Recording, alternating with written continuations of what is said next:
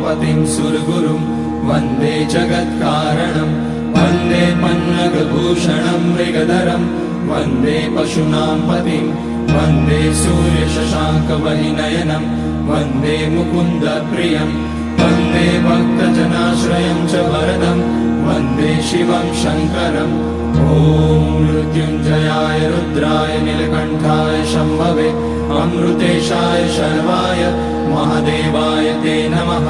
नमस्तेऽस्तु भगवन् विश्वेश्वराय महादेवाय त्र्यम्बकाय त्रिपुरान्तकाय त्रिकाग्निकालाय कालाग्निरुद्राय नीलकण्ठाय मृत्युञ्जयाय सर्वेश्वराय सदाशिवाय श्रीमान् महादेवाय नमः।